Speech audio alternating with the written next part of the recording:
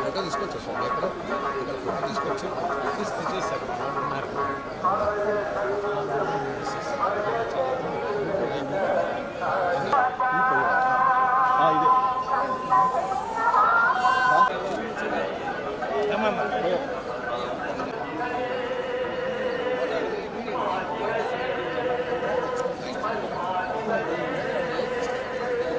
వెళ్ళిపోవచ్చు